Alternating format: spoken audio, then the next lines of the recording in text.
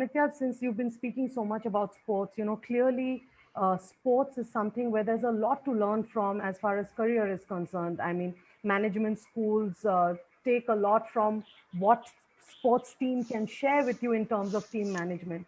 Yeah. So, in your experience as a golfer, what are the learnings that you've had as a sports person which you can implement to make you a successful businessman, a successful entrepreneur? What are the parallels that you can draw?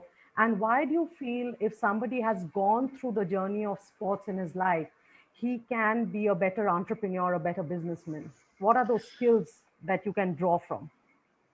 You know, I mean, I think you nailed it. I think there's a huge correlation between sports and entrepreneurship, and I totally agree that if somebody is, sports is survival at its fittest. I mean, to the T. The fact is that you don't perform in sports, you're out. As simple as that. It gives you no guarantee. You may train as hard as you can.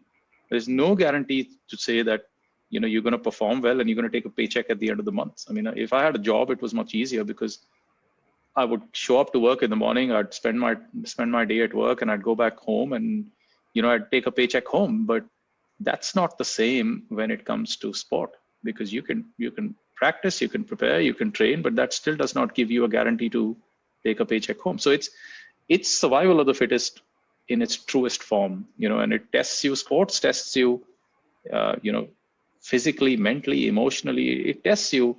It'll throw challenges at you which are stronger than anything else can throw at you, but it'll test you. And if you're not up to the challenge, it'll kill you, and it'll show you on your face that this is your weakness. This is your weakness, and your opposition or the other competitors have exploited the weakness. So I mean, there's nowhere to run. There's nowhere to hide. You can't hide behind anything in sport, and that's why it just exposes you.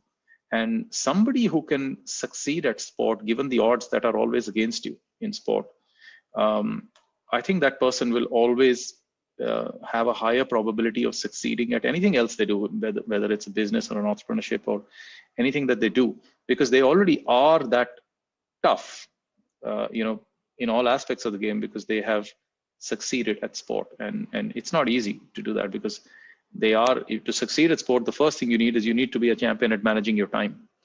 I mean, that's a huge virtue when it comes down to becoming an entrepreneur. To succeed at sport, you need to make sure that you hide your weaknesses and you play with your strengths.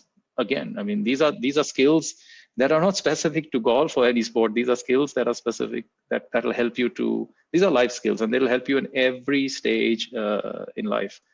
I think sports teaches you to say, think about your process, make your process as good as it can be, because the better your process, the better your quality of process, the higher the probability of you achieving your goal or achieving your result. I think in life and in many ventures, we just get too connected to the result, which we need to understand that is that we don't directly control the result. We control what we can control, and that's basically the process. And if we make our process really, really strong, and we continue to keep investing in the process, the result will sooner or later keep coming. And that's a relationship that sports teaches you in its very raw and bare form, because you start thinking, I'm batting at 92 and I can get to 100. I keep talking about cricket because I actually come from a cricket background, and I took golf up by just as a chance. I always wanted to be a cricketer. And if you're at 92 and you're thinking, okay, I'm going to make 100, you're just getting too far ahead of yourself. What you need to think of is, I'm going to play every ball to its merit.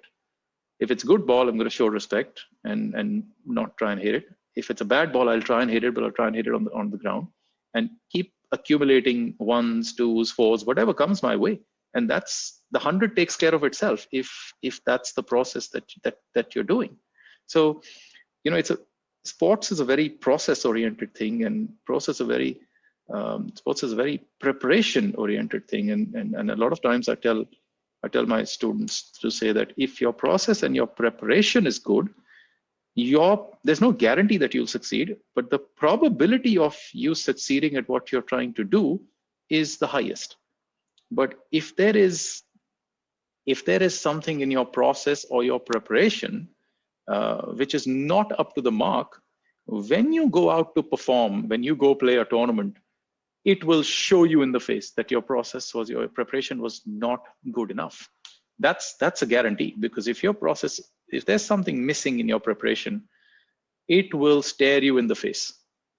And you when you come back and you take a feedback from your performance, from your tournament or your match, if you be honest to yourself, you will see that, okay, this is one area I did not prepare well, and that's what did not perform very well for me when the crunch time was there. So those are things that I think are they are transferred from one element to the other, where from any sort of a sport to anything else that you take on, a project that you take on. I mean, in the corporate world, if you have a presentation to make, let's say to a board, if you want that presentation to be a success, you better prepare very well for that presentation. And your chances of how well that presentation goes and how well you answer various questions that might come to you from the board members, the chances of that going well are far higher if you're well prepared.